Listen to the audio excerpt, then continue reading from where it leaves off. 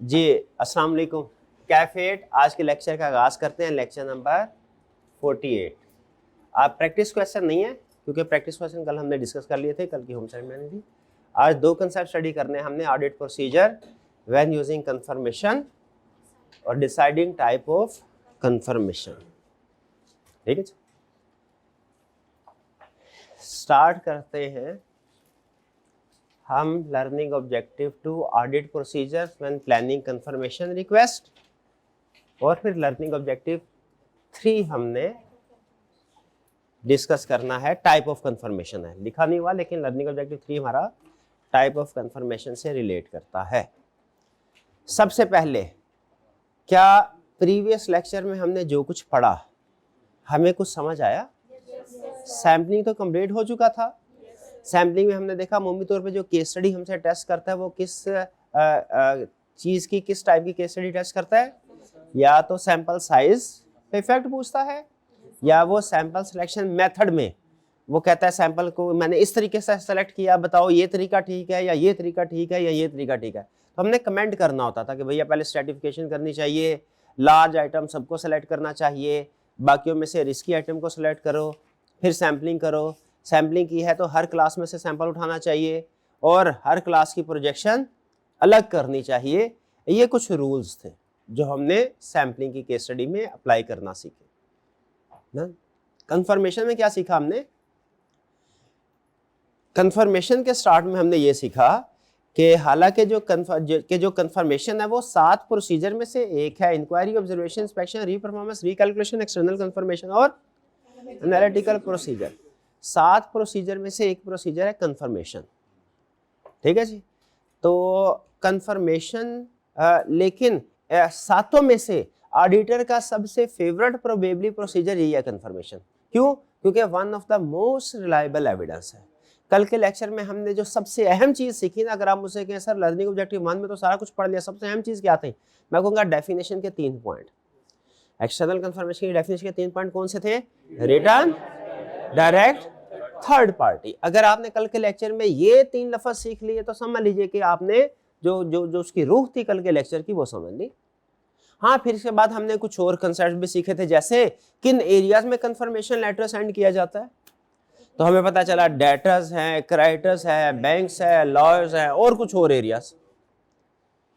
ठीक है। और हमने ये भी सीखा कि इनमें से जो बैंक्स और लॉयर्स को कंफर्मेशन लेटर सेंड किया जाता है, बैंक को वो ज्यादा सेंसिटिव। बैंकिंग इंफॉर्मेशन, कैश सारे साल का आया गया, कितना सेंसिटिव है। लीगल केसेस की डिटेल और ये इंफॉर्मेशन के जो है वो कौन से वाला केस कंपनी जीत सकती है, कौन से वाला केस हार सकती है, ये इंफॉर्मेशन जो है ये सेंसिटिव है बनिस्बत डेटर और क्रेडिटर के। लेकिन बहरहाल कंफर्मेशन लेटर तो इन सब पे सेंड किया जा सकता है। एग्रीड? चलिए, इसके बाद इसमें कोई मजीद कंसेप्ट ऐसा जो हमने पढ़ा हो, अहम हो। असर्शन की बात की थी, हाँ जी हमने, और असर्शन में हमने ये सीखा था कि कंफर्मेशन से कौन कौन सी असर्शन वेरीफाई होती है। अगर आप किसी डेटर को कंफर्मेशन लेटर सेंड करते हैं तो इसे कौन कौन सी इंफॉर्मेशन असर्शन वेरीफाई होती है? एग्जिस्टेंस है और राइट्स एंड ऑब्लिगेशन है, एक्यूरेसी, वैल्यूएशन एंड एलोकेशन है। एग्जिस्टेंस क्यों? क्योंकि जब जवाब आ जाता है तो इसका मतलब है कोई पार्टी एग्जिस्ट करती है तो उसने जवाब भेजा है, किसी भूत ने थोड़े जवाब दे दिया। एग्जिस्टेंस। ठीक है जी। राइट्स एंड ऑब्लिगेशन कैसे? भाई अगली पार्टी ने लिख के कह दिया कि उसने हमारे इतने पैसे देने हैं हमारे क्लाइंट के, तो भाई और क्या इस बात का सबूत है कि हमारा राइट है हमने पैसे लेने और उसकी लाइबिलिटी ऑब्लिगेशन है कि उसने पे करने। एक्यूरेसी, वैल्यूएशन, एलोकेशन कैसे? इसलिए कि जब कभी बैलेंस कंफर्म किया जाता है, कंफर्मेशन लेटर लिखा जाता है, तो उसमें जो जैसे 31 दिसंबर का बैलेंस कंफर्म कर रहे हैं ना, तो आप उस बैलेंस की एग्जैक्ट अमाउंट लिखते हैं कि सर 31 दिसंबर पे ये बैलेंस है, बताइए आपके मुताबिक कितना है। दूसरी पार्टी जो है यहाँ तो वो balance as it is confirm करेगी और अगर फर्क होगा तो रिकंसिलिएशन बनाएगी कि सर ये 2 इनवॉइसेस का फर्क है, तो इससे बैलेंस एक्यूरेट है कि नहीं ये भी कंफर्म हो जाता है, क्योंकि आप कंफर्मेशन लेटर में वो अमाउंट भी लिखते हैं जो कंफर्म करवा रहे हैं। तो इसलिए एक्यूरेसी, वैल्यूएशन एंड एलोकेशन भी कंफर्म हो जाती है। जो कंफर्म नहीं होती असर्शन वो कौन सी है? कंप्लीटनेस। क्योंकि हम सिर्फ रिकॉर्डेड डेटर में से सैंपल सेलेक्ट करते हैं, जो डेटर कभी रिकॉर्ड ही नहीं हुआ, जो कभी लिस्ट में ही नहीं आया, बताइए क्या वो हमारे सैंपल में आ सकता है? तो अगर कोई डाटा स्किप हो गया हो ना, उसको कंफर्म नहीं कर सकते। जो रिकॉर्ड हो गए हैं उसमें कमी बेशी है वो चेक हो जाएगी, स्किप। इसीलिए कंफर्मेशन से कंप्लीटनेस की असर्शन वेरीफाई नहीं होती है। क्लियर जी। और फिर हमने पढ़ा था कि कुछ केसेस ऐसे भी होते हैं 3-4 जिनमें कंफर्मेशन को सेंड करने की जरूरत नहीं है, जब रिस्क कम हो, जब बैलेंस कम हो, जब अल्टरनेटिव प्रोसीजर से एविडेंस मिल जाए।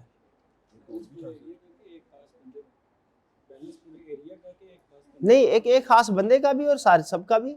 अगर एक खास बंदे का बैलेंस इमटेरियल है उसको कंफर्मेशन लेटर से ना सेंड करे, और अगर टोटल डाटा इमटेरियल है तो उसको ना करे।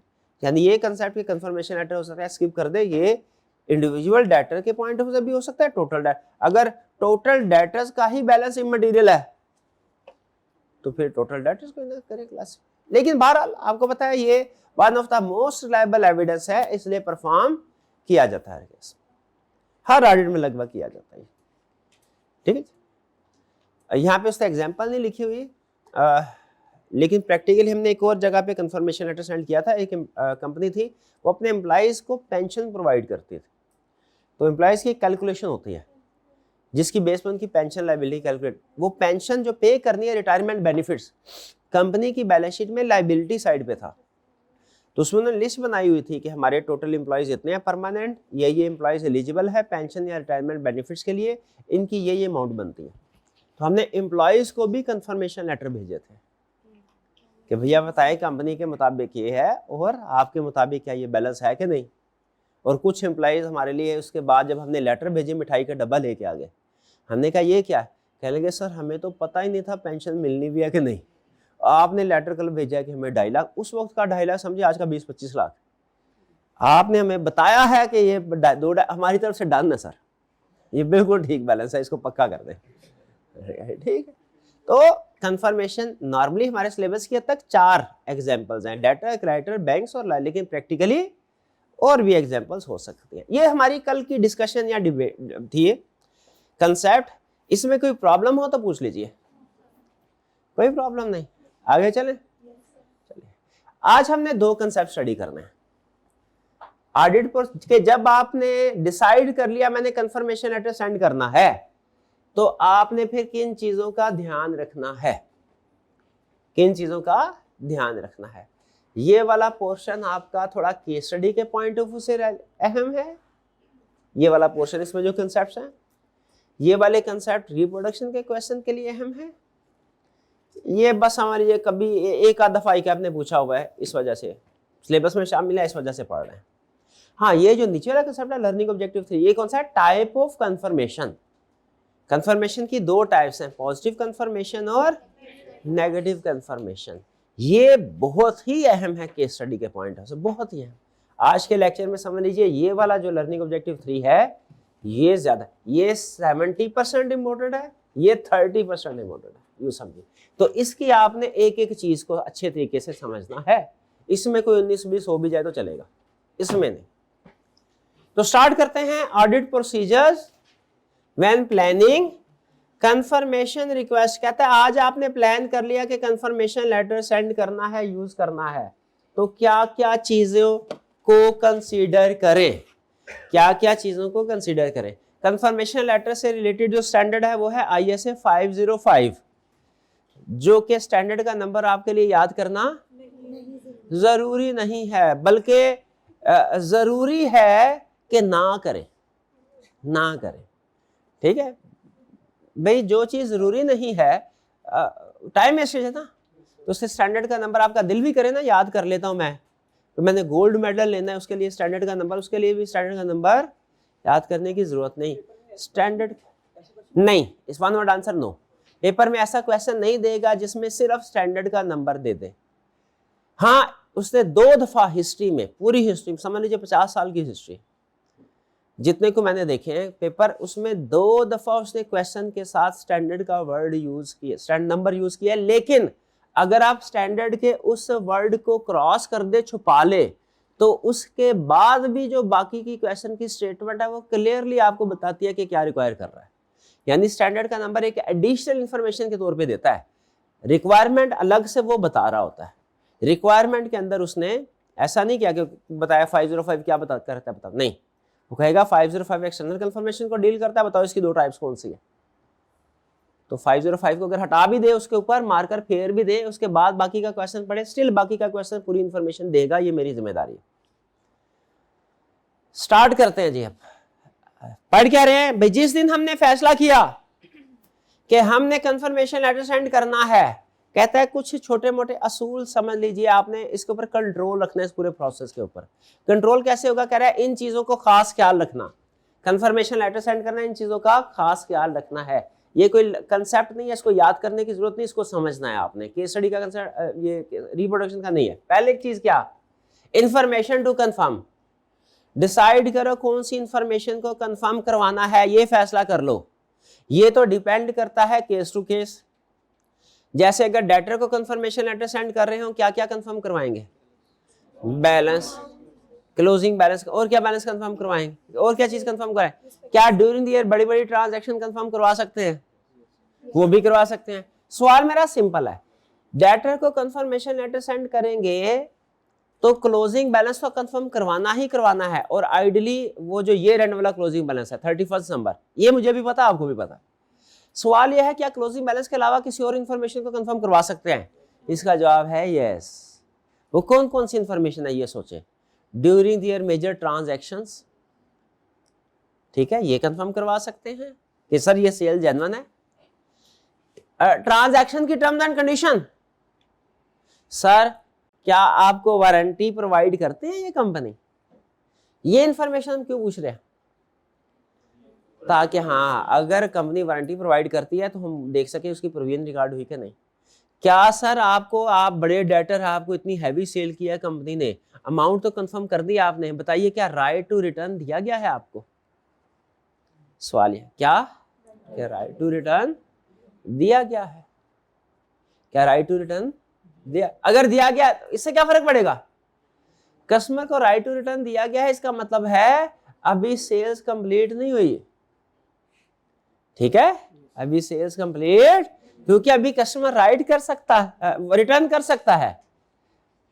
सेल कब रिकॉर्ड करनी है, जब ये राइट टू रिटर्न एक्सपायर होगा, ये पॉइंट पता है ना। तो इसीलिए साबित क्या हुआ कि आपने फैसला करना है क्या मुझे सिर्फ क्लोजिंग बैलेंस कंफर्म करवाना चाहिए कि अदर इंफॉर्मेशन भी। कंसेप्ट समझ आ गया, नहीं आया? अगर कंसेप्ट समझ आएगा तो मुझे बताएं, लॉयर को कंफर्मेशन लेटर सेंड करेंगे तो क्या क्या इंफॉर्मेशन कंफर्म करेंगे, केसेस की लिस्ट और कितने पैसे देने पड़ेंगे, शाबाश, कौन सा केस हारने का चांस है, कौन सा केस जीतने का चांस है, और अगर हारने का चांस है कितने पैसे देने पड़ेंगे, किस पर्पस के लिए ये इंफॉर्मेशन पूछ रहे हैं, किस पर्पस के लिए, ताकि प्रोविजन और डिस्क्लोजर का फैसला कर सके। तो कंसेप्ट समझ आ रहा है, कंफर्मेशन लेटर में सिर्फ क्लोजिंग बैलेंस ही नहीं, अदर इंफॉर्मेशन भी कंफर्म की जाती है। तो आपने फैसला कर लेना कौन कौन सी इंफॉर्मेशन कंफर्म करवानी है, डिपेंड करता है डेटर को सेंड करें, क्रेडिटर को, बैंक को, लॉयर को। जैसे ये मेरा भाई बताएगा, अगर बैंक को कंफर्मेशन लेटर सेंड करे तो क्लोजिंग बैलेंस जो है उसके अलावा क्या क्या इंफॉर्मेशन कंफर्म करवाई जा सकती है। क्या बैंक से किसी किस्म का लोन तो नहीं लिया हुआ, और कोई लोन लिया हुआ है तो उसका इंटरेस्ट रेट क्या है, रीपेमेंट शेड्यूल क्या है, उसका टर्म एंड कंडीशन क्या है, क्या टर्म एंड कंडीशन की वायलेशन की गई है, इंटरेस्ट कितना चार्ज हुआ, ये सारी इंफॉर्मेशन। सिक्योरिटी पे कौन कौन सी चीजें लिखवाई है ताकि डिस्क्लोज कर सके। IS2 और IS16 रिक्वायर करते हैं ना, इन्वेंट्री को अगर प्लेज करवाया है डिस्क्लोज करो, और मेरा IS16 में भी शायद इस तरह का है कि अगर मॉर्टगेज करवाया हुआ है पीपी तो उसको डिस्क्लोज करो, है किस तरह की बात। तो ये हमारा इंफॉर्मेशन टू कंफर्म क्लियर हुआ जी। ईयर एंड बैलेंस कंफर्म कराना ही करवाना है, इसके अलावा अदर इंफॉर्मेशन कुछ भी हो सकती है, एग्जांपल के लिए आपको ये। नेक्स्ट, ये फैसला करो कंफर्मिंग पार्टी किसको कंफर्म करना है, यानी कंपनी को कंफर्मेशन लेटर सेंड कर रहे हैं, कंपनी के अंदर किसके नाम पे सेंड होनी चाहिए, accounts department, CFO for example, या accounts responsible person, human resource department को लेटर सेंड नहीं करना। आपका एक कस्टमर है, वो भी एक कंपनी है, आपकी भी कंपनी है, कंफर्मेशन लेटर सेंड करना है कंपनी को, कंफर्मेशन लेटर तो किसको सेंड करना चाहिए? उस पर्सन को जो ये इंफॉर्मेशन कंफर्म कर सके, या किसी भी रिप्रेजेंटेटिव ऑफ कंपनी को सेंड कर दे लेटर, कंफर्म कर सके। ठीक है, ये एक प्रैक्टिकल पॉइंट था, कहीं पे गाइडलाइन थी शायद प्रैक्टिकली, कि आपने जब किसी कंपनी का बैंक में अकाउंट ओपन हुआ ना, तो आपने head office confirmation letter send नहीं करना, आपने उस ब्रांच ऑफिस में कंफर्मेशन लेटर सेंड करना है जहां पे अकाउंट ओपन हुआ है, क्योंकि वो ब्रांच मैनेजर ज्यादा बेहतर पोजीशन में है, हालांकि जूनियर लेवल का है, लेकिन ज्यादा बेहतर पोजीशन को, क्लाइंट की डीलिंग को, ट्रांजैक्शन को ज्यादा जानता है हेड ऑफिस के लोगों की निस्बत। तो यहाँ पे दूसरी चीज क्या आप बताई उसने, कंफर्मिंग पार्टी, यानी जिस पार्टी को लेटर सेंड करना है वो डिसाइड कीजिए कौन होंगे। फिर कंफर्मेशन रिक्वेस्ट को डिजाइन करना है, ये भी अहम पॉइंट, यानी कंफर्मेशन रिक्वेस्ट किस तरह की होगी, ये ध्यान से सुन लीजिएगा आप। पहली चीज, आपने कंफर्मेशन रिक्वेस्ट को डिजाइन करना है, यानी उसको ड्राफ्ट करना है, लिखना है। तो एक चीज का ध्यान में रखना है क्या, कि रिप्लाई डायरेक्ट जाए ऑडिटर से कंफर्मिंग पार्टी, और कंफर्मिंग पार्टी से डायरेक्ट वापस आए। एक अजीब बात बताऊं आपको, कंफर्मेशन रिक्वेस्ट लिखता क्लाइंट है, भेजता ऑडिटर है। लिखता क्लाइंट क्यों है? क्योंकि वो हाँ ऑडिटर अननोन है, तो क्लाइंट कस्टमर को कह रहा था सर ये हमारा ऑडिटर है, बराए मेहरबानी ये इसने आपसे कोई बैलेंस पूछना है, जो पूछ रहा है उसको बता दे, अथॉरिटी लेटर के तौर पे। है ना अजीब बात लगी आपको कि ऐसा ही होना चाहिए था? अजीब लगी है कि लिखा किसने है, क्लाइंट, और भेज कौन रहा है?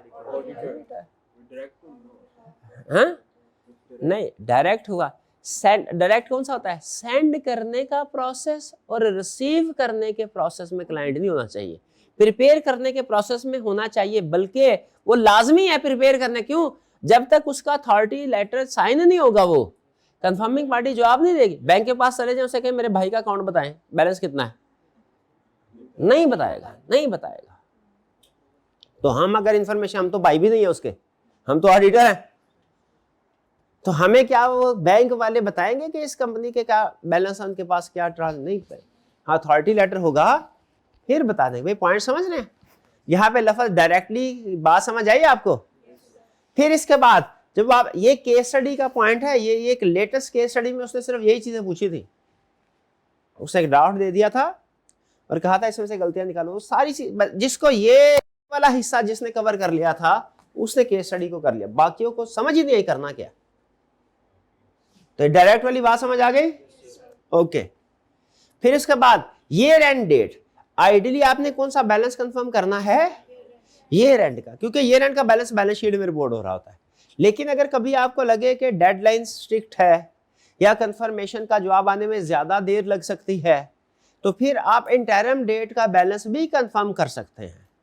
पहली कोशिश क्या करनी है, कौन सा बैलेंस कंफर्म करें?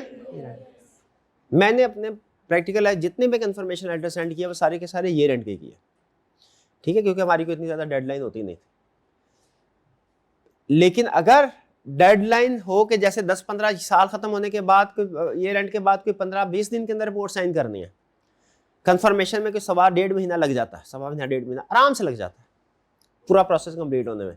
हमने लिखना है, लिस्ट बनानी है, सेलेक्ट करना है, सेंड करना है, वेट करना है, जवाब आता है, कुछ मैच हो जाते हैं, कुछ मैच नहीं होते, कुछ का जवाब नहीं आता, रिमाइंडर देना पड़ता है, फॉलोअप करना पड़ता है, तो उसमें 1.25 महीना 1.5 महीना लग जाता है। तो यहाँ पे कह रहा है कि कोशिश करें ईयर एंड का बैलेंस, नहीं तो इंटरिम डेट का भी कर सकते हैं, लेकिन आपने एक काम करना है जरूर, क्या? क्लाइंट का जो बैलेंस है ना, बैलेंस वो लिख के भेजें, या क्लाइंट से कहें सर आपका जो बैलेंस है इस डेट का वो आप लिखें, या तो आप लिख के भेजें और क्लाइंट से कहें सर कंफर्म करें कि बैलेंस ठीक है नहीं, या क्लाइंट से कहें क्या आप बैलेंस लिखे दें और हमने फिर कंपेयर करना है हमारे रिकॉर्ड के मुताबिक ठीक है कि नहीं। दोनों प्रैक्टिस अलाउड है कि आप बैलेंस लिख के भेजें, क्लाइंट ओके या नॉट ओके करे। दूसरी ऑप्शन क्या है? क्लाइंट लिख के आप चेक करें इंटरनल रिकॉर्ड ओके है कि नॉट ओके, और अगर ओके हो तो ठीक, नॉट ओके हो तो फिर रिकंसिलिएशन स्टेटमेंट बनानी चाहिए कि इग्नोर कर देना चाहिए कि डिफरेंस किस वजह से है, डिफरेंस किस वजह से है। ठीक है, तो आपने अगर क्लाइंट को बैलेंस लिख के भेजा है तो क्लाइंट को ये भी बोले कि सर अपने रिकॉर्ड से मैच करें, ये बैलेंस जो हम लिख के भेज रहे हैं ठीक है कि नहीं, और अगर फर्क है तो रिकंसिलिएशन भी बना के भेजे कि आपके ख्याल में फर्क किस चीज़ की वजह से है। वो क्या कि सर इसमें 2 ट्रांजैक्शन रिकॉर्ड नहीं हुई क्योंकि वो हमने ये एंड के करीब हमने ऑर्डर की थी तो इन्होंने 30 दिसंबर को सेंड कर दी थी, इसलिए इन्होंने सेल रिकॉर्ड कर ली। हमें तो 2 जनवरी को रिसीव हुई थी, हमने 2 जनवरी को रिकॉर्ड की तो 31 दिसंबर में हमारा बैलेंस इन 2 चीज़ों आइटम्स की वजह से आ रहा है। तो बैलेंस क्लाइंट का लिखा है और रिकंसिलिएशन की रिक्वेस्ट करें, लेकिन रिकंसिलिएशन कब बनती है? अगर ये बैलेंस एग्री नहीं करेगा। अगर बैलेंस एग्री करता है फिर रिकंसिलिएशन की जरूरत नहीं है। और इनवेलप में भेजे जिसमें पूरा प्रॉपर स्टैम्प्ड हो और उसको एड्रेस क्लाइंट के नाम पे एड्रेस किया गया हो। ठीक है, हाँ जी, सील जाहिर है वो सील्ड होगा। स्टैम्प्ड इसलिए ताकि मतलब आपने जब लेटर भेजना है उस लेटर के अंदर एक और लेटर रख देना है जो कि स्टैम्प्ड हो, ताकि क्लाइंट का खर्चा ना हो और क्लाइंट बगैर कोई एक्स्ट्रा कॉस्ट इनकर करे हमें जवाब दे सके, वो बचपन में ना मैं बाज़ औक़ात कुछ पब्लिशर्स होते थे उनके साथ कम्युनिकेशन करता था तो वो कहते थे सर आपने हमसे जो भी सवाल पूछना होता है ना तो उस लेटर के साथ एक जवाबी लिफाफा लिख के भेजा कीजिए जिसमें अपना एड्रेस लिख दिया करें ताकि हमारा बंदा जवाब देना, एक तो उसको अलग से लेटर खरीदना ना पड़े, स्टैंप होती है ना खरीदनी पड़ती है, कॉस्ट बढ़ती है, और दूसरा हमें आपका एड्रेस भी ना लिखना पड़े, आपने ऑलरेडी लिखा हो तो वो फिर लिख के भेज दे, उसे बोलते थे जवाबी लिफाफा। वो डाल के सवाल के साथ जवाबी लिफाफा भी भेज। यहाँ पे भी यही है, इससे क्या होता है रिस्पॉन्स रेट में इजाफा होता है अगर आपने अपना एड्रेस और इनवेलप साथ भेजा होगा। छोटी सी बात है लेकिन एक प्रैक्टिस है। और फिर अगर जवाब नहीं आया फर्ज करें तो क्या करना चाहिए? सेकेंड रिक्वेस्ट यानी फॉलोअप भेजें, फिर भी जवाब ना आए तो अल्टरनेटिव प्रोसीजर। बताइए ये सारी चीजें समझ में आई? जब आपने ये केस स्टडी के पॉइंट ऑफ व्यू से था, अहम चीजें फिर रिकॉल कर लूं। आपने डिसाइड करना है कि सारे क्लोजिंग बैलेंस कंफर्म करवाना है या कि अदर इन्फॉर्मेशन भी, मूवी तौर पे अदर इन्फॉर्मेशन भी लगे हाथों कंफर्म करवा लेते हैं, किसी ना किसी दूसरे एरिया में या डिस्क्लोजर में काम आ जाती है। फिर उसके बाद अहम चीज ये है कि कंफर्मेशन लेटर जो सेंड करनी है वो भी डायरेक्ट, रिसीव करनी है वो भी, लिखे की जगह चाहे क्लाइंट, साइन चाहे क्लाइंट करेगा ऑथोराइजेशन के तौर पे, लेकिन सेंड भी हमने करनी है और रिसीव भी डायरेक्टली ऑडिटर नहीं करने हैं। ठीक है, वो नॉर्मली हमारा जो प्रैक्टिस में होता था, हम क्लाइंट से सारा लिखवा के साइन करवा के अपने ऑफिस में कंफर्मेशन लेटर भिजवाया करते थे। हमारे ऑफिस वाले उसको क्लाइंट को सेंड करते थे और जवाब भी ऑफिस में आता था, फिर हमें वो फोन करके बता देते थे आपको कंफर्मेशन पड़ा है आगे कलेक्ट कर ले जवाब। क्लाइंट बैलेंस लिखना है और साथ में ये भी लिखना है डेट, किस दिन का बैलेंस है, और अगर बैलेंस डिफरेंट तो भैया रिकंसिलिएशन बना दो हमें, और अगर जवाब ना आए तो क्या करना है? Alternative procedure. हाँ, क्या ईमेल के जरिए से कंफर्मेशन लेटर सेंड कर सकते हैं? इसका जवाब है यस। कल हमने पढ़ा था ना, रिटर्न होना चाहिए और रिटर्न में इलेक्ट्रॉनिक शामिल है। ठीक है, अब ये चूंकि आपने कंसेप्ट ये कंप्लीट हो गया, नीचे वही बात मैंने डिस्कस कर लिया, ये वाला कंसेप्ट कंप्लीट हो गया। अब ये भाई ने चूंकि क्वेश्चन पूछा है तो मैं थोड़ा सा इस क्वेश्चन को आगे लेके चल रहा हूँ। अगर ईमेल के जरिए से पूछा जा सकता है तो फिर इस सारे की क्या जरूरत है प्रोसेस की? तो सिंपलीफाइड, ईमेल तो ज्यादा क्विक है। ईमेल में मसला ये है कि नो डाउट वो ज्यादा क्विक है, ज्यादा कन्वीनियंट है, लेकिन उसमें रिलायबिलिटी भी डाउटफुल होती है, क्योंकि आपको कोई भी मैसेज आया, कोई भी ईमेल आई, आप कंफर्म नहीं होते कि दूसरी तरफ कौन है। ईमेल तो कहीं हाँ दूसरी तरफ कोई भी आ सकता है, कोई हैकर भी ईमेल सेंड कर सकता है। ठीक है, तो ईमेल के जरिए से जो रिस्पॉन्सेज आते हैं उनकी रिलायबिलिटी डाउट हो जाता है। आपको मैसेज आ जाता है मैं इस वक्त अस्पताल में हूँ, वालिद साहब की तबीयत शदीद खराब है, 100 रुपये का लोड करवा दे, जैसे ही वालिद साहब की तबीयत ठीक होगी मैं फौरन आपको वापस कर दूंगी। तो ये हाँ सभा नीचे पहचान गए। बताइए क्या ये रिलायबल मैसेज होता है? ईमेल आपको आया करती है यूके में 4 लाख पाउंड की लॉटरी आपका इनाम निकला है, वसूल करने के लिए 4000 रुपये सिर्फ जमा करवा दें हमें। जमा करवाए कभी आपने? ईमेल आई है कभी आपको? ये पढ़ी है कभी ईमेल? कितने स्टूडेंट को इस तरह की ईमेल आई है?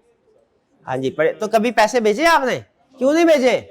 आपको पता है फेक है, फेक, ठीक है। तो ये ईमेल के जरिए से एक्सेप्टेबल जरूर है, लेकिन इसकी रिलायबिलिटी पे डाउट क्रिएट होते हैं। सेंड कर सकते हैं, लेकिन फिर आपको उसके कंट्रोल्स को चेक करना पड़ता है, ये कंफर्म करना पड़ता है कि जेन्युइन सोर्स से आपको जवाब आया है। आपको कोई ईमेल जेन्युइन सोर्स से आई है कि नहीं? सबसे बड़ा असूल क्या है इसका? सबसे बड़ा असूल बताइए। कभी प्रैक्टिकली आपकी कम्युनिकेशन करनी है, कोई भी ईमेल आई जेन्युइन सोर्स से आई कि नहीं, सबसे बड़ा असूल क्या है? Mail ID. अच्छा, मेल आईडी को भी आपने खुद से नहीं पहचानना, खुद से नहीं पहचानना, ठीक है। एक हैकर ने हैक कैसे किया आपके साथ मैं शेयर करता हूं। जैसे है, फर्ज कीजिए mizanbank.com डोमेन होती है ना हर एक की, तो उसमें था मिजान MZAN मिजान बैंक। फर्ज करें, एग्जांपल दे रहा हूं, ये मिजान बैंक की एग्जांपल नहीं, इसको सिर्फ रियल केस ये नहीं है, एग्जांपल mizanbank.com। कोई भी ईमेल मुझे आएगी, मैं देखूंगा mizanbank.com लिखा हुआ है कि abc@gmail.com लिखा है। जब 90% केसेस में जब आप एड्रेस देखते हैं ना, ये वाला, आपको पता चल जाता है भाई मिजान बैंक की तो अपनी डोमेन है, अपनी वेबसाइट है, वो जीमेल से क्यों मुझे लेटर? भाई आईकैप ने जो मुझे लिखा है ईमेल, आईकैप की तो अपनी डोमेन है, उसे भेजेगा कि फॉर एग्जाम्पल president@icap.org.pk जो भी एड्रेस है। तो ये @icap.org, आप देखें जितनी भी ईमेल आपको आई है ना, उनकी डोमेन @ के बाद जो लिखा होता है ना, वो डोमेन होती है। वो जितनी भी डोमेन्स है उसमें icap.org.pk लिखा, हॉटमेल जीमेल की नहीं होगी। और अगर ईमेल की आईकैप की तरफ से आई है, बॉडी ऑफ द मैसेज ये बताता है, लेकिन एड्रेस में लिखा हुआ है जीमेल हॉटमेल, तो उसका मतलब क्या है?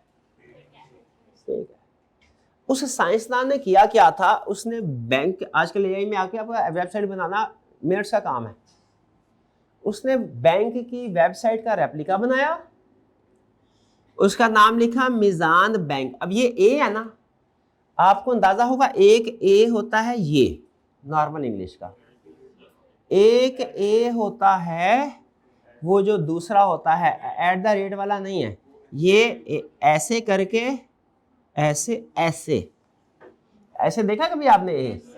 इस तरह का ये होता है, ये डिफरेंट कैरेक्टर है, ये डिफरेंट कैरेक्टर है। उसने क्या किया, यहां पे जो बी ए था ना, इसको ए नहीं, इसको ऐसे कर दिया। अब अगर आप भी इसको देखेंगे, आपको लगेगा ये तो मिजान बैंक ही लिखा हुआ है, आप कहेंगे यार स्पेलिंग कंफर्म करो, MZANBANK.com, भाई पूरे हो रहे हैं, मैसेज पूरे हो रहे हैं, मैच कर जाएगा। लेकिन असल में ये क्या है, ये फेक। उसने ये, अच्छा चूंकि वेबसाइट रेप्लिका थी, लिंक भेजा, उस पार्टी ने क्लिक किया, उसने कहा जी पासवर्ड चेंज करें अपना। उसने ओल्ड पासवर्ड डाला अपने ख्याल में, और फिर न्यू पासवर्ड डाला, ओल्ड पासवर्ड सारा उसके डाटाबेस में शिफ्ट हो गया। हैकर ने उसको यूज करते हुए पैसे निकलवा लिए। तो सिर्फ ना सिर्फ ये कि डोमेन देखनी है, बल्कि डोमेन को चेक भी करना है अगर अहम मैसेज हुआ तो। हर मैसेज में ये नहीं करते हैं हमें, कैसे करेंगे, इसको कॉपी करें, गूगल पे पेस्ट कर दें, अगर तो सेम मैच होगा तो वो बता देगा भैया आपका ये एड्रेस है, वरना आपको कह देगा ये गलत है, ठीक है। या एआई के जरिए से बताया कि ये वाला एड्रेस जो है ये कंफर्म ऑफिशियल है या नहीं। तो ये कुछ तरीके हैं, बताना ये चाह रहा था। तो इन शॉर्ट इस सारी डिस्कशन का कंक्लूजन क्या है कि ईमेल के जरिए से जवाब एक्सेप्टेबल जरूर है, प्रैक्टिस में करते भी हैं, हाँ, लेकिन जब जवाब आए तो आपने सेंडर को कंफर्म करना है कि सेंडर कौन है। ये कंफर्म किए बगैर ये ना हो कि इसी तरह के उसने कोई डोमेन लेके मिलता जुलता एड्रेस के साथ आपको बैलेंस कंफर्म कर दे, बाद में पता चले वो डाटा ही फेक थे। वेबसाइट बनाना आपको पता है बहुत आसान है, 2-2.5 हज़ार रुपये में पूरे साल के लिए वेबसाइट तैयार कर सकते हैं आप। पैसे लगेंगे 2-2.5 हज़ार और टाइम लगेगा आजकल के दौर में 10 से 15 मिनट। वेबसाइट बना सकते हैं, डोमेन बना सकते हैं और वहाँ से सेंड कर सकते हैं। जो इसलिए थोड़ा हमने अलर्ट रहना है। भाई ये बात समझ आ गई आपको पहले कि अब सुन लीजिए, अब रिप्रोडक्शन वाला क्वेश्चन क्या, ये तो था कि कुछ आपको कह रहा था कि जब आपने कंफर्मेशन लेटर का फैसला कर लिया तो इन चीजों का ध्यान रखना है, एहतियात करनी है। ओके, अब वो आपको बता रहा है process, step by step process क्या होगा। कह रहा है आपने कंफर्मेशन लेटर सेंड करना है, स्टेप बाय स्टेप सुन ले क्या करना है। स्टेप नंबर 1 क्या करना है, क्लाइंट से कहना है भैया ए क्लाइंट आप हमें लिस्ट ऑफ डेटर्स प्रोवाइड कर दें। क्या कर दें? ये आपके बैलेंस शीट डेट के पे टोटल डेटर्स कितने हैं, इनकी अमाउंट क्या बन रही है, लिस्ट ऑफ डेटर्स दे दें और वो अमाउंट कंफर्म कर लें, बैलेंस शीट के साथ मैच करें ताकि पता चले कि कंप्लीट लिस्ट आ गई है, कोई मिसिंग नहीं है।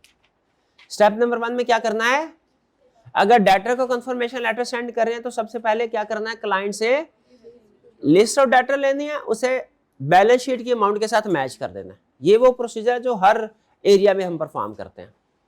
दूसरे नंबर पे क्लाइंट से ये कहना है कि सर अगर आपने कोई एजिंग बनाई हुई है डेटर्स की तो हमें वो एजिंग भी दे दे। एजिंग रिपोर्ट पता ना क्या होती है? हाँ, कितने पुराने डेटर। एजिंग रिपोर्ट से क्या पता चलता है हमें कि जो डेटा जिनमें रिस्क ज्यादा है वो आइडेंटिफाई करना आसान हो जाते हैं। हाँ जी। फिर क्लाइंट ने आपको step number 1 list they the detail, फिर एजिंग भी दे दी, फिर आपने उसको चेक करना है क्या ये क्लाइंट की लिस्ट ठीक है या नहीं, क्या जो एजिंग हमें दी गई है वो ठीक है या नहीं। स्टेप नंबर 1 में क्या करना है, जब कंफर्मेशन लेटर सेंड करनी है, फर्ज करें डेटर को कंफर्मेशन लेटर सेंड कर रहे हैं, क्लाइंट से लिस्ट ऑब्टेन करनी है। दूसरा क्लाइंट से कहना है अगर हो सके तो एजिंग रिपोर्ट भी दे दो, नहीं हो सकी तो एजिंग को छोड़े। जो लिस्ट आपको मिल गई उसका फिर चेक करना है कि ये एक्यूरेट और कंप्लीट है कि नहीं। उसका टोटल कैसे चेक करेंगे, टोटल करके मैच करेंगे, बैलेंस शीट के साथ मैच होता है कि नहीं। यहां तक आपके पास लिस्ट आ गई। यानी जो पहले समझ लीजिए ये जो प्रोसीजर्स हैं इसमें आपने 3-4 प्रोसीजर में क्या किया, क्लाइंट से लिस्ट ली, एजिंग बनवाई, उस लिस्ट का एक्यूरेसी और कंप्लीटनेस चेक की और उसे बैलेंस शीट के साथ मैच कर दिया। ठीक है, लगभग ये सारे प्रोसीजर परफॉर्म यहां तक हो गए, डन।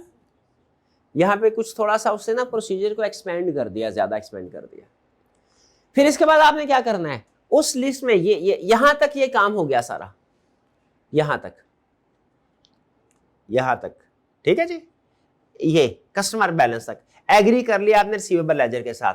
इन 5 पॉइंट्स में क्या काम हुआ, नंबर 1 लिस्ट ली, एजिंग बनवा ली, उसकी कंप्लीटनेस और एक्यूरेसी को चेक किया। कैसे चेक किया, सम किया टोटल और बैलेंस शीट के साथ मैच कर दिया। अब क्या काम करना है भला, अब सैंपल सेलेक्ट करना है। क्या करना है, सैंपल सेलेक्ट करना। सैंपल सेलेक्ट आपने ध्यान से करना है। सैंपल सेलेक्ट करने में 3 चीजें ध्यान में रखनी है। अब आप क्या कर रहे हैं, आपके सामने पार्टीज है, फर्ज करें 50 पार्टीज हैं, उनमें से 10 का सैंपल सेलेक्ट करना है कि किन किन को कंफर्मेशन लेटर सेंड किया जाए। सैंपल सेलेक्ट करना है किन किन को कंफर्मेशन लेटर। सैंपल सेलेक्ट करने में जनरल रूल तो ये है कि भैया सैंपल रिप्रेजेंटेटिव ऑफ पॉपुलेशन होना चाहिए। ये जनरल रूल आपको तो सैम्पलिंग में सीखा है, लेकिन जिन चीजों का ध्यान रखना है जो केस स्टडी में आपको टेस्ट कराएगा, ये ध्यान से सुन ले। अब स्टेप नंबर 1 स्ट्रैटिफिकेशन होनी चाहिए। स्टेप नंबर 2 डेटा की स्ट्रैटिफिकेशन करने के बाद जो बड़े बड़े डेटास होंगे वो क्या करने चाहिए, सारे सेलेक्ट कर ले, बड़े बड़े डेटा सारे।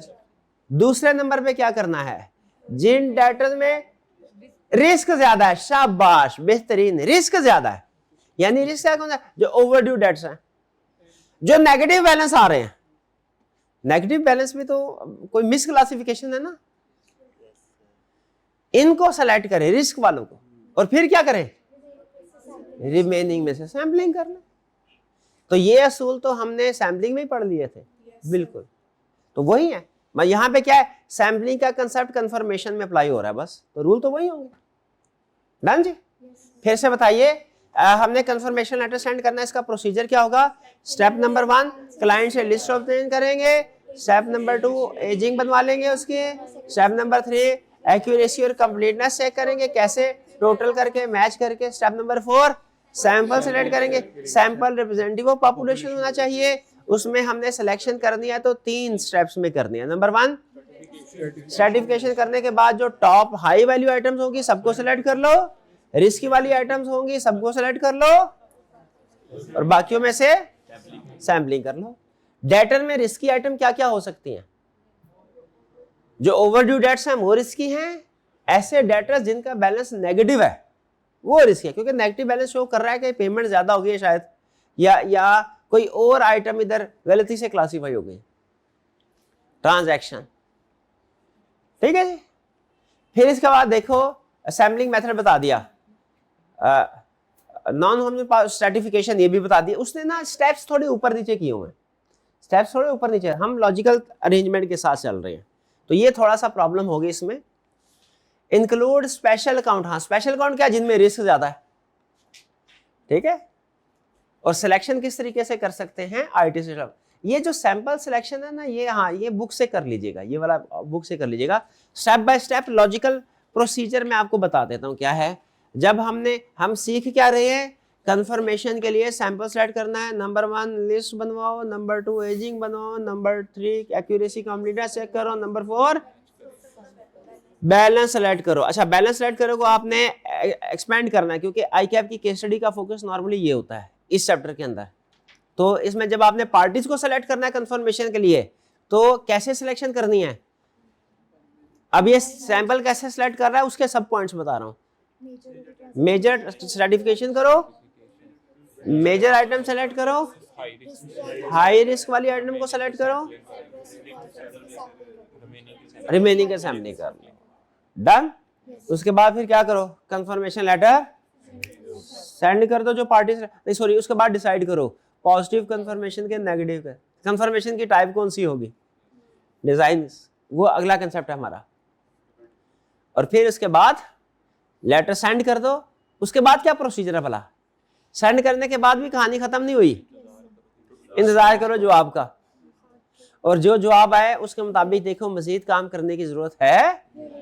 ये हमारा टोटल प्रोसीजर है कंफर्मेशन का, स्टेप बाय स्टेप समझ आ गया, समझ आ गया, दोहराने की जरूरत है। मेरा भाई बताएंगे क्या क्या स्टेप्स होते हैं कंफर्मेशन लेटर सेंड करने के। लिस्ट क्लाइंट ऑब्टेन करने हैं, शाबाश शाबाश, बेहतरीन। एजिंग, फिर कंप्लीटनेस को चेक करना है, बैलेंस डिसाइड करना है कौन सा, अब पार्टीज को सेलेक्ट करना है। सिलेक्शन करने के कुछ रूल्स हैं, सिलेक्शन के रूल्स क्या हैं, 3 रूल्स क्या हैं सिलेक्शन के, party, high value item, risky item, sampling. ठीक है, ये हम सैम्पलिंग में भी पढ़ चुके हैं, ये वही कंसेप्ट है इधर। फिर क्लाइंट की ऐसे ऑथोराइजेशन लेके लेटर सेंड कर दो, फिर इंतजार करो जवाब आएगा, उसके मुताबिक पढ़ के फैसला करो मजीद प्रोसीजर परफॉर्म करने की जरूरत है या नहीं है। डन जी, ओके ओके, चले आगे चलते हैं। इसमें पता नहीं क्यों उसने ना स्टेप्स जरा ऊपर नीचे कर दिए हैं, स्टेप्स हैं सारे वही लेकिन थोड़ा ऊपर नीचे हैं। आगे चलते हैं। हाँ, क्या क्वेश्चन, क्या कंफर्मेशन लेटर ईयर एंड पे ही परफॉर्म हो सकता है कि इंटरम डेट पे?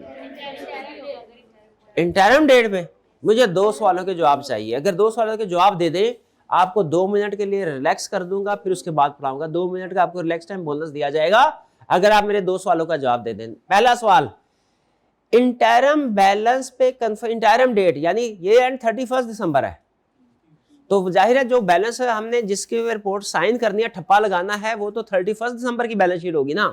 तो सूली तौर पे तो बैलेंस जो हमें कंफर्म कराना चाहिए कंफर्मेशन लेटर में 31 दिसंबर का कराना चाहिए। क्या 31 अक्टूबर का बैलेंस भी या कोई और एक आधा महीना आगे पीछे बैलेंस भी कंफर्म करवाया जा सकता है इंटरम डेट का? 2 सवालों के जवाब। कब हम इंटरम डेट का बैलेंस यूज करेंगे, हालांकि हमें पता है कि रिपोर्ट देनी बैलेंस शीट डेट वाले बैलेंस पे, कब हम इंटरम डेट का बैलेंस यूज करेंगे ये बताना है आपने। और दूसरा, अगर इंटरम डेट पे बैलेंस कंफर्म करवाते हैं तो फाइनल डेट यानी 31 दिसंबर पे हमें मजीद कोई काम करने की जरूरत है या नहीं, ये बताना है। पहला, कब इंटरम डेट का कंफर्मेशन लेटर सेंड करवाएंगे? टाइम की कोई किल्लत हो या आपको लगे कि कंफर्मेशन लेटर सेंड करने में ज्यादा डिले आ जाएगा, पोस्टल डिले ज्यादा है भाई, इधर पोस्टल इस कंट्री में जो पोस्ट ऑफिस वाले ठीक काम नहीं करते, पाकिस्तान में से ठीक काम करते हैं, तो ये तो उस सूरत में ऑडिट जल्दी कंप्लीट करना हो, डेडलाइन करीब हो या पोस्टल में डिले आ जाए, तो फिर आप फाइनल की बजाय इंटरम पे जाते। ओके, ये तो पता चलेगा कि इंटरम पे कब। अगर इंटरम पे कंफर्मेशन लेटर सेंड किया है तो ये रेंट पे आपको मजीद कुछ प्रोसीजर परफॉर्म करने की जरूरत है या नहीं? क्या रिमेनिंग को नहीं? शाबाश, इंटरम का और फाइनल का डिफरेंस देखा जाएगा। अगर तो डिफरेंस ज्यादा नहीं है तो कुछ नहीं करना, और अगर डिफरेंस ज्यादा है तो जो दरमियान की मटेरियल ट्रांजैक्शन है नवंबर और दिसंबर की, उनको सेलेक्ट करके टेस्ट ऑफ कंट्रोल परफॉर्म कर लो और सब्सटेंटिव प्रोसीजर परफॉर्म कर लो। बस ये प्रोसीजर खत्म। ये बात समझ आ गई? तो इस आखिरी वाले कंसेप्ट में हमने क्या सीखा कि preferably confirmation letter final audit में सेंड करना चाहिए, लेकिन कभी कभार इंटरम ऑडिट में भी किसी वजह से सेंड कर सकते हैं जब डेडलाइन करीब हो, फॉर एग्जांपल।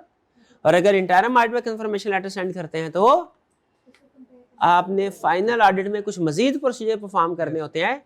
जैसे स्टेप नंबर 1, इंटरम और फाइनल के बैलेंस कंपेयर करो। स्टेप नंबर 2, अगर डिफरेंस ज़्यादा है तो इन्वेस्टिगेट करो कि क्या ट्रांजैक्शंस हैं। जो ट्रांजैक्शंस होंगी उनका सैंपल सेलेक्ट करके टेस्ट ऑफ कंट्रोल्स और सब्सटेंटिव प्रोसीजर परफॉर्म करें। डन जी? ओके। दोबारा कंफर्मेशन, अगर आपको लगे कि अभी भी तसल्ली नहीं हो रही, दोबारा भी कंफर्मेशन लेटर भेज सकते हैं। लेकिन फिर जब दोबारा कंफर्मेशन लेटर भेजेंगे, चूंकि टाइम कम है, तो आपने कोशिश करनी है किसी क्विक मेथड के जरिए भेजें। यानी अपने किसी टीम मेंबर को कहें यार कोरियर वालों को छोड़ो, खुद जाओ, ये बजट पकड़ो, 1000 रुपया पकड़ो, इन ड्राइव करवाओ, क्लाइंट में पहुंच जाओ, आज के आज ही उनसे साइन करवा के लाओ। हमारे एक क्लाइंट में मुझे भेजा था, ये काम करवा के लाया था मैं। और भी तरीका है, वो क्या, ईमेल भेज दो। उसमें थोड़े आपको आईटी कंट्रोल्स देखने पड़ेंगे, लेकिन ईमेल भी जल्दी। तो फिर उस वक्त में हम क्विक मेथड के बहरहाल फाइनल ऑडिट में दोबारा कंफर्मेशन लेटर सेंड कर सकते हैं। एग्जाम टेप पढ़ के मुझे बताइए, क्या ये समझ आ रही है क्या कह रहा है? अगर सीएफओ या क्लाइंट कहे भैया ऐसा करो कि हमारा स्टाफ, हमारा राइडर जा ही रहा है उधर, इसको लेटर दे दो, ये उधर से जाके कंफर्म करवा के आपको वापस ला देगा, यस या नो? रीजन डायरेक्ट नहीं, इनडायरेक्ट है। शाबाश, ये एग्जाम इस पूरे में सबसे अहम चीज ये। और फिर इसके बाद जो पहला हमने कंसेप्ट स्टडी किया था वो कौन सा था? ये वाला कंसेप्ट। ये दो सबसे अहम है, इनको अच्छे से समझ लें, बाकी 19-20 हो भी जाए मसला कोई नहीं। डन जी? क्लियर? चले, मैंने आपको कहा था कि आपको 2 मिनट मैं दूंगा अगर आपने सवाल का जवाब बता दिया इंटरम ऑडिट वाले में, तो आपने ठीक बता दिया। 2 मिनट आपको बोनस टाइम दिया जा रहा है, खूब आराम कर लीजिए। इसके बाद हम लर्निंग ऑब्जेक्टिव 3 की तरफ चलेंगे। पास कीजिएगा। ठीक है जी। चलिए, नेक्स्ट कंसेप्ट हमारा लर्निंग ऑब्जेक्टिव 3। इसमें क्या सीखने जा रहे हैं? हमने कंफर्मेशन लेटर सेंड करना है, जिसमें क्या करते हैं हम, third party for example debtor या क्रेडिटर से क्लाइंट की कोई बैलेंस या दूसरी इंफॉर्मेशन कंफर्म करवाते हैं। एग्रीड? कंफर्मेशन लेटर की सवाल है, कंफर्मेशन लेटर की कितनी टाइप्स हैं? कंफर्मेशन लेटर की 2 टाइप्स। एक को कहते हैं पॉजिटिव कंफर्मेशन, एक को कहते हैं नेगेटिव कंफर्मेशन। इनको हम सीखने जा रहे हैं। पॉजिटिव कंफर्मेशन क्या है? पॉजिटिव कंफर्मेशन ऐसी कंफर्मेशन होती है जिसमें आप पार्टी को, कंफर्मिंग पार्टी यानी डेटर, कंफर्मिंग पार्टी में किसको कहता हूं भला? डेटर या क्रेडिटर, जिसको लेटर सेंड कर रहे हैं। अगर आप कहें सर हमारे क्लाइंट का बैलेंस 31 दिसंबर पे आपके साथ 10 लाख स्टैंड कर रहा है बैलेंस, आप अपना रिकॉर्ड चेक करके बताइए कि क्या बैलेंस 10 लाख ही है। अगर तो बैलेंस एग्री करता है फिर भी हमें बताएं, और अगर आपका बैलेंस डिसएग्रीमेंट है फिर भी बताएं।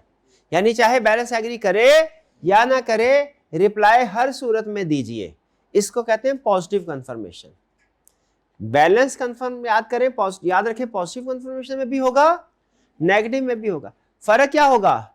पॉजिटिव कंफर्मेशन है तो हर सूरत में जवाब मांगा जाएगा, चाहे बैलेंस एग्री करे चाहे ना करे। और अगर नेगेटिव कंफर्मेशन है तो सिर्फ उस सूरत में जवाब मांगा जाएगा जब बैलेंस एग्री नहीं करेगा। अगर बैलेंस एग्री करता है तो फिर जवाब की जरूरत नहीं है। भाई बात समझ आ रही? पॉजिटिव कंफर्मेशन में हम क्या कहते हैं, भैया बताओ बैलेंस एग्री करता है कि नहीं करता? बैलेंस एग्री करता है फिर भी बताओ, नहीं करता फिर भी बताओ। नेगेटिव कंफर्मेशन में क्या कहते हैं, बैलेंस एग्री करता है तो जवाब की जरूरत नहीं, बैलेंस एग्री नहीं करता फिर बताओ। यानी नेगेटिव कंफर्मेशन में no news is good news. जब कोई जवाब नहीं आया तो इसका मतलब क्या है, बैलेंस एग्री करता है। फर्क समझ रहे हैं? पॉजिटिव कंफर्मेशन की दो टाइप्स है, मेथड 1 मेथड 2। मेथड 1 में क्या होता है, हम बैलेंस लिख के भेजते हैं, क्लाइंट कंफर्म करता है कि बैलेंस करेक्ट है, ये रॉन्ग है, और अगर रॉन्ग है तो रिकंसिलिएशन बनाता है।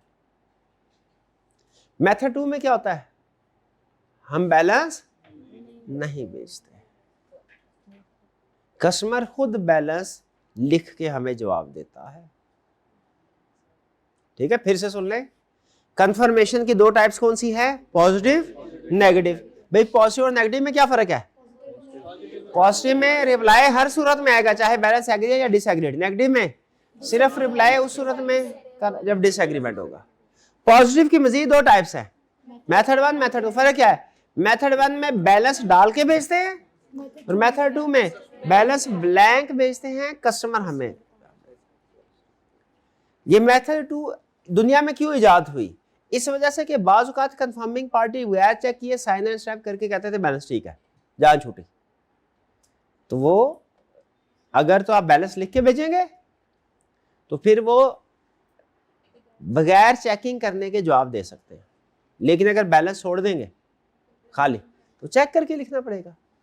इसी कंसेप्ट को ICAP ने सब्सटेंटिव प्रोसीजर में इन्वेंट्री वाले एरिया में टेस्ट किया हुआ है और टेस्ट ऑफ कंट्रोल में भी, कि एक तरीका यह है आपने अपनी टीम को स्टॉक काउंट करने के लिए भेजना है, एक तरीका यह है कि आप लिख दें कि जैसे AC है, AC के आगे क्वांटिटी लिख दे, टोटल कितने AC है 10 12 15, और वो जिसको स्टॉक काउंट करने के लिए भेज रहे हैं वो चेक करेगा कि अगर 10 लिखा है तो वाकई 10 मौजूद है कि नहीं, मौजूद है तो टिक लगा देगा। एक तरीका ये है। दूसरा तरीका क्या है, आपने जिस पार्टी को स्टॉक काउंट करने के लिए जिस एम्प्लॉय को भेजना है उसे ये तो दे दें, देख दें कि AC है, लेकिन उनकी क्वांटिटी मेंशन ना करें, वो खुद से काउंट करके क्वांटिटी लिखे। बताइए ऑडिट पॉइंट ऑफ व्यू से कौन सा तरीकाकार बेहतर है, क्वांटिटी मेंशन हो या क्वांटिटी नॉट मेंशन हो? क्योंकि अगर क्वांटिटी मेंशन होगी वो चेक किए बगैर टिक कर सकता है, कहेगा सर बैलेंस पूरा था। अगर ब्लैंक होगी तो फिर उसे काउंट करके लिखना पड़ेगा। पॉइंट समझ रहे हैं? तो इसीलिए यहां पे भी कंफर्मेशन में भी same concept, positive confirmation send करनी है, मेथड 1 भी कर सकते हैं, मेथड 2 भी। मेथड 1 क्या है, बैलेंस, और मेथड 2 क्या है, पॉजिटिव और नेगेटिव में क्या फर्क है, पॉजिटिव हर सूरत जवाब, नेगेटिव सिर्फ डिसएग्रीमेंट में। मेथड 1 और मेथड 2 में क्या फर्क है, मेथड 1 में बैलेंस लिखा होगा, मेथड 2 में ब्लैंक होगा, कंफर्मिंग पार्टी खुद से चेक करके बैलेंस लिखेगी। डन जी, ये तो होगी पॉजिटिव कंफर्मेशन। बताइए अभी तक जो कंसेप्ट है उसके मुताबिक पॉजिटिव कंफर्मेशन आपके ख्याल में मोर रिलायबल है कि नेगेटिव? पॉजिटिव, शाबाश। मेथड 1 मोर रिलायबल है, मेथड 2? ठीक है, वो क्लाइंट चेक करके भेजते हैं। ओके, तो पॉजिटिव कंफर्मेशन मोर रिलायबल है, लेकिन याद रखें कि स्टैंडर्ड ने नेगेटिव कंफर्मेशन की भी इजाजत दी है, नेगेटिव कंफर्मेशन भी परफॉर्म कर सकते हैं, लेकिन चूंकि नेगेटिव कंफर्मेशन पॉजिटिव की निस्बत लेस रिलायबल है, तो इसीलिए नेगेटिव कंफर्मेशन सिर्फ उस वक्त परफॉर्म करनी है जब 4 कंडीशन पूरी हो रही हो, चारों की चारों। ये सबसे अहम पॉइंट, आज के लेक्चर का सबसे अहम पॉइंट अब समझाने जा रहा हूं, सबसे अहम। बाकी सारा कुछ भूल जाए, ये 4 कंडीशन नहीं भूलनी आज के लेक्चर में से।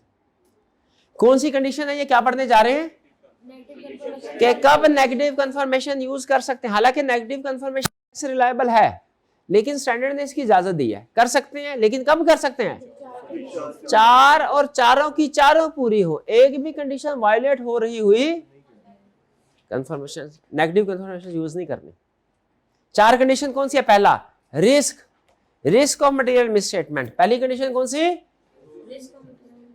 रिस्क लो हो, हमने कहा रिस्क लो हो, उसने कहा हाँ रिस्क लो हो, इनहेरेंट रिस्क भी लो हो, कंट्रोल रिस्क भी लो हो। हमने कहा हमने तो लर्निंग ऑब्जेक्टिव 1 में पढ़ा था रिस्क लो हो तो कंफर्मेशन परफॉर्म करने की जरूरत ही नहीं।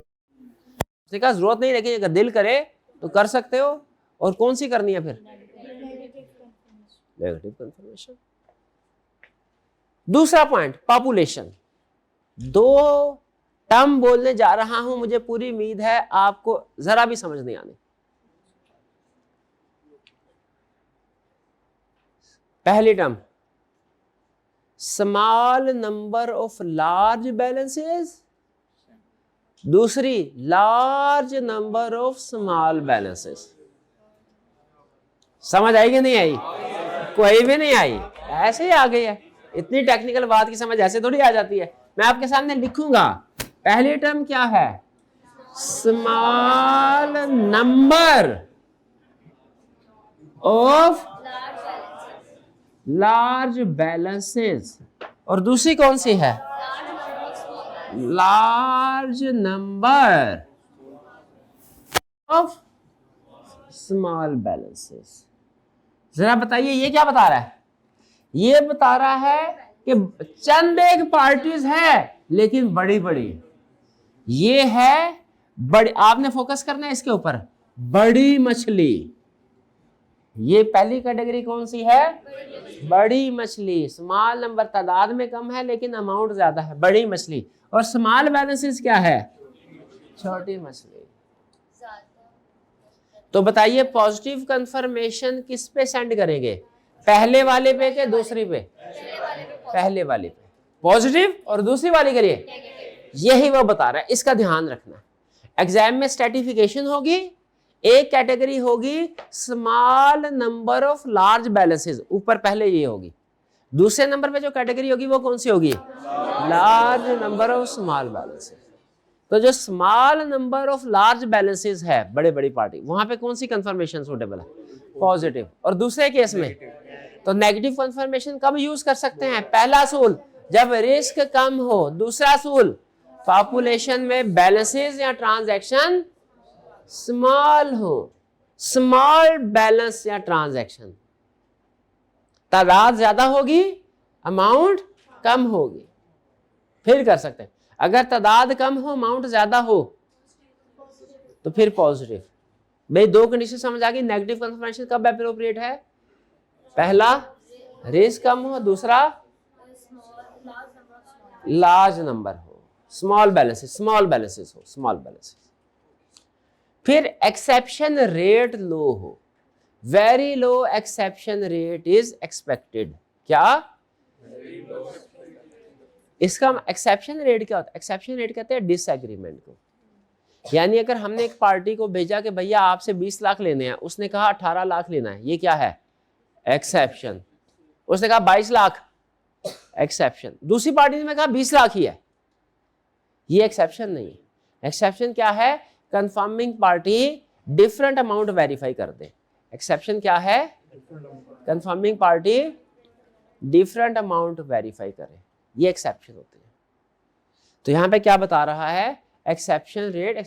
यानी फर्ज करें अगर हमने 50 पार्टी को कंफर्मेशन लेटर सेंड किया, 5 ने कहा बैलेंस डिफरेंट है, ऊंच नीच है, बाकी 45 ने कहा बैलेंस ठीक है, एक्सेप्शन रेट कितना है? 5 नहीं, रेट परसेंटेज में होता है, रेट परसेंटेज में होता है, 10% है। नहीं समझ आई? कुछ भी समझ नहीं आ रही आपको? कुछ नहीं समझ आ रही? 75 कंफर्मेशन लेटर भेजे,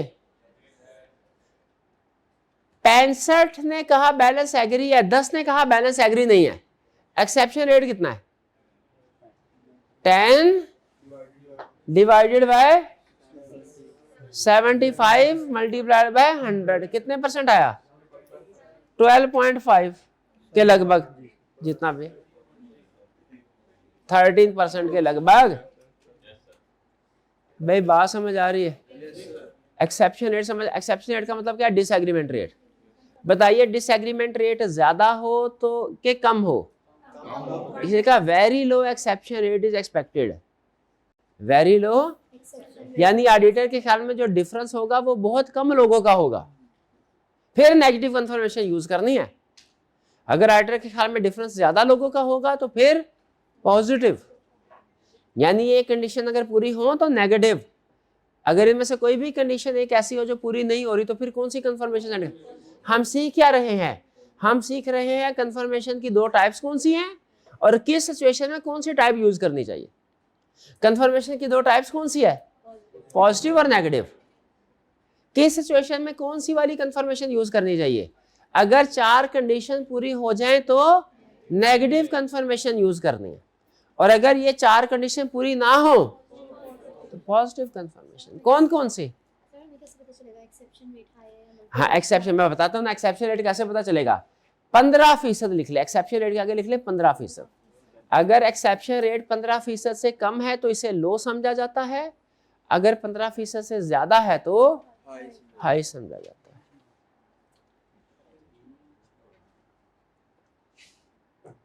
क्लियर? फिर इसके बाद respondents, no reason to ignore request, यानी इसको यूं समझे, टेक्निकली बताते हैं।